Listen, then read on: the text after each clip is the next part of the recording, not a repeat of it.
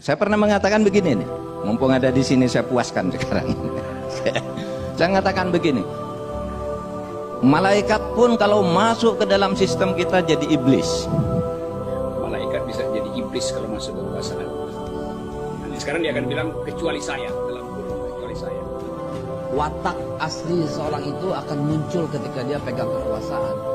Bagaimana mungkin disampaikan oleh Pak Emput dulu kalau misalkan malaikat sekalipun masuk ke istana akan jadi iblis, kurang lebihnya begitu. Ya mungkin malaikat atau sekelasnya si Emput sudah masuk istana sekarang sudah jadi iblis. Wallahu a'lam. Tapi ini pada kesimpulannya saya hanya menyampaikan apa yang dinyatakan oleh Pak Emput di dalam medianya yang sudah beredar dari dulu. Jadi bahwa malaikat sekalipun sesuci apapun ketika masuk ke istana dia keluarnya jadi iblis. Soal rizik syihab mau pulang mau enggak itu kan urusan rizik syihab, kita tidak boleh menghalangi. Cuma melihat kekurang ajaran itu terjadi di mana dia dengan leluasa rizik. Kenapa kok? Apa susahnya kalau misalkan panggil Habib Rizik seperti itu? Beliau adalah cucu baginda Rasulullah SAW. Sejauh apapun perbedaan pendapat dengan Anda tetap harus menghormati kepada beliau Habib Rizik.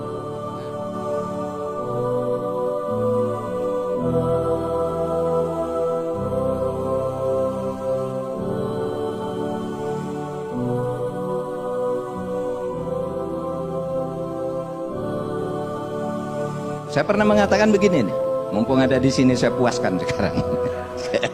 Saya mengatakan begini, malaikat pun kalau masuk ke dalam sistem kita jadi iblis.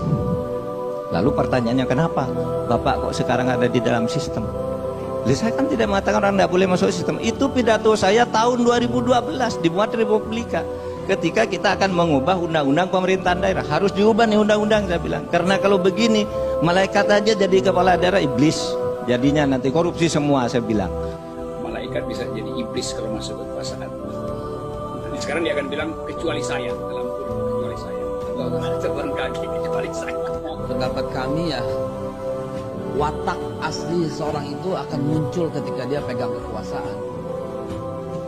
Karena kalau umpamanya hujan berat, hujan deras sekalipun nggak akan terasa kalau berada di dalam halte bis. Keluar dong sebentar. Kita akan berdebat kusir. Hujan nggak? Enggak. Hujan nggak? Enggak. Julurkan tangan pun tidak, maka nggak akan terasa. Itulah yang kami rasakan saat ini.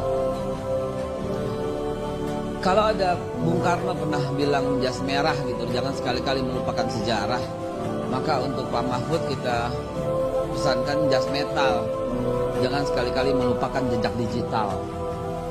Karena jejak digitalnya beliau banyak sekali sebagai pendukung pada waktu itu, tetapi akhirnya seperti sekarang. Padahal saya sampaikan kepada Anda bahwa Emput ini adalah orang Madura. Dan kita lihat dan kita tahu sampai detik ini bagaimana orang Madura, bagaimana ulama Madura, bagaimana orang-orang kultur Madura sangat memegang tinggi, menjunjung tinggi adanya akhlakul karimah. Sejak lahir, sejak kecil sudah dididik oleh para ulama, oleh lingkungan Madura dengan akhlak yang terpuji. Lantas, bagaimana si Emput ini yang lahir di Madura, kok tiba-tiba akhlaknya habis dan tidak berbekas sedikit pun? Saya sampaikan demikian karena akhlaknya langsung kepada cucunda baginda Rasul sallallahu alaihi wasallam. Tidak mungkin kalau misalkan orang yang betul-betul memegang kuat kultur dan menjaga betul ajaran nenek moyangnya di Madura, tidak mungkin seperti itu kalau misalkan tidak ada sesuatu yang besar di balik itu. Tidak ada ujian yang besar seperti itu. Sebagaimana mungkin disampaikan oleh Pak Emput dulu kalau misalkan malaikat sekalipun masuk ke istana akan jadi iblis, kurang lebihnya begitu. Ya mungkin malaikat atau sekelasnya si Emput sudah masuk istana sekarang sudah jadi iblis. Wallahu a'lam. Tapi ini pada kesimpulannya saya hanya menyampaikan apa yang dinyatakan oleh Pak Emput di dalam medianya yang sudah beredar dari dulu. Jadi bahwa malaikat sekalipun sesuci apapun ketika masuk ke istana dia keluarnya jadi iblis. Mungkin ledekan orang-orang ketika masuk ke kolam keluarnya jadi cebong, misalkan seperti itu. Wallahu a'lam. Kemudian yang terakhir, saya akan memberikan satu kesimpulan saja sebagai komentar saja supaya kita tidak diam melihat kemungkaran itu terjadi, melihat kekurang ajaran itu terjadi, di mana dia dengan leluasa Rizik. Kenapa kok? Apa susahnya kalau misalkan panggil Habib Rizik? Seperti itu. Beliau adalah cucu baginda Rasulullah SAW. Sejauh apapun perbedaan pendapat dengan Anda tetap harus menghormati kepada beliau Habib Rizik bin Syihab. Tidak perlu meluapkan rasa panik Anda. Tidak perlu meluapkan rasa ketakutan Anda.